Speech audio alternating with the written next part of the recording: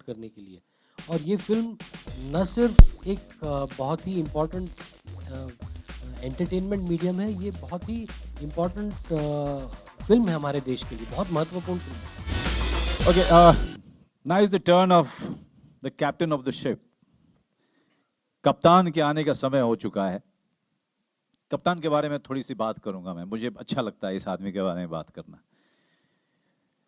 93 में जब पहली बार मैं आया था मुंबई शहर पे, तो मुझे बहुत डर लगता था, क्योंकि एक अच्छा खासा रंगमंच छोड़ के आया था, मैं थिएटर कर रहा था। और यहाँ पर एक बहुत अच्छा दोस्त था मेरा जो ऑलरेडी शिफ्ट कर चुका था, वो था आशीष विद्यार्थी। इस फिल्म में उन्होंने कमाल का काम किया है। अब आशीष विद्यार्थी इस आदमी के साथ काम कर रहे थे, ये निर्देशक थे उस समय, एक टीवी का टेलीफिल्म बना रहे थे। तो पहली बार जब मैं काम किसी से मांगने गया था तो इस शख्स से मांगने गया था। और मैंने सुना था कि यहाँ पर डायरेक्टर्स जो है वो भगा देते हैं, बहुत ही रूड होते हैं, लेकिन ये व्यक्ति जिस अंदाज में मुझसे मिला और जिस तरीके से मिला, I mean from that day till now I am grateful to this man only for that gesture that he's shown when I went out to meet him. But apart from that, he's become a very close friend of mine.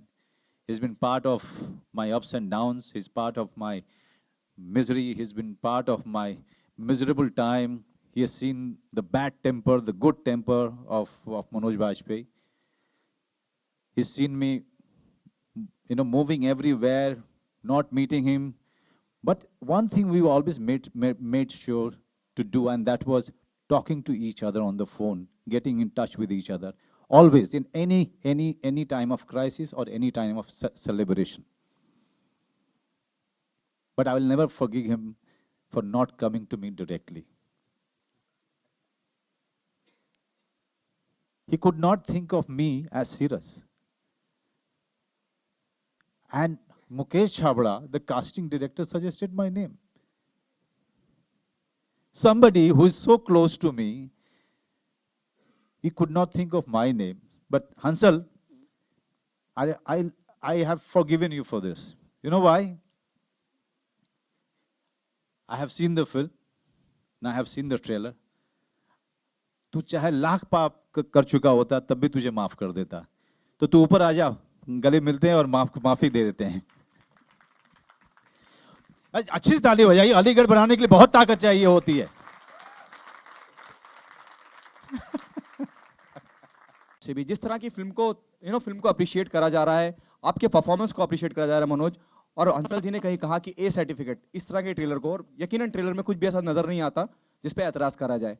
इसके लिए क्या planning है आपकी? यकीनन media तो आपके साथ है, जैसे आपने कहा शुरू से लेकर अब तक, लेकिन आपकी अपनी खुद की रणनीति क्या होगी? रणनीति वही है जो हमारे संविधान में हमें जो रणनीति दी गई, अधिकार दिए हैं, वो हम करेंगे। हम खटखटाएंगे, अभी हम जाएंगे ट्रिब्यूनल के पास, उनसे बस यही है कि हमारे पास 1 महीना रहता है फिल्म को प्रमोट करने के लिए। और ये फिल्म न सिर्फ एक बहुत ही इम्पोर्टेंट एंटरटेनमेंट मीडियम है, ये बहुत ही इम्पोर्टेंट फिल्म है हमारे देश के लिए, बहुत महत्वपूर्ण फिल्म है। और ऐसी फिल्म के प्रमोशन पे ये इन्होंने रोक लगा दी है ए सर्टिफिकेट देकर, क्योंकि ये ट्रेलर सिर्फ ए सर्टिफिकेट वाली फिल्म्स के साथ चल सकता है। तो ये उन्होंने रोक लगा दी है एक महत्वपूर्ण फिल्म पर। इस सरकार के अपॉइंटेड सेंसर बोर्ड ने रोक लगा दी है। तो मैं इसके खिलाफ I am showing you the trailer in protest, I am showing it you in protest and absolute anger. Okay Manoj, आप क्या कहना चाहेंगे? जिस तरह से हंसल ने कहा कि ट्रेलर तो दिखाया है, लेकिन कहीं कहीं नाराजगी है, कहीं गुस्सा है इस बात का कि ए सर्टिफिकेट की, और यकीनन बहुत महत्वपूर्ण फिल्म है, बहुत इंपॉर्टेंट फिल्म है, एक पैगाम के साथ फिल्म है। नहीं, हम लोग जब हमने सुना था कि ट्रेलर को ए सर्टिफिकेट मिला, तो पहले तो मुझे समझ में नहीं आया कि ट्रेलर को भी सर्टिफिकेट मिलता है क्या। और तो नहीं, 22 साल के करीब में पहली बार मुझे ये अंदाज़ा हुआ कि ट्रेलर को भी ये सर्टिफिकेट मिलता है। लेकिन मैं देखूं, अगर डिजिटली अगर आप जाके देखें तो कई सारे प्रोडक्ट्स ऐसे आ रहे हैं वो अब अच्छे हैं, सबको बनाने का अधिकार है, लेकिन मुझे लगता है कि डबल ए सर्टिफिकेट उन ट्रेलर्स को मिलना चाहिए। इस बेचारे ट्रेलर को तो बख्श देते हैं, क्योंकि इसमें तो सिर्फ सीरियस अपनी बातें किए जा रहा है, कोई ऐसी चीज़ हो नहीं रही है, ना कही जा रही है जिससे कि एक बच्चे की सेंसिबिलिटी को धक्का पहुंचेगा। तो we are all taken aback, we are all shocked. And Hansal ने सही कहा कि कहीं ना कहीं चीज़ों को फिर से सुधारने की ज़रूरत है सेंसर बोर्ड के लेवल पे। मैं तो एक्सट्रीम पे सोचने वाला आदमी रहा हूँ इस मामले में, कि मेरा तो मानना है कि सेंसर जैसी कोई चीज़ होनी नहीं चाहिए। एंड खास करके इस तरह के समय में जहाँ पर डिजिटल मीडिया, प्रिंट मीडिया और टेलीविज़न मीडिया से भी ज़्यादा स्ट्रांग हो चुका है।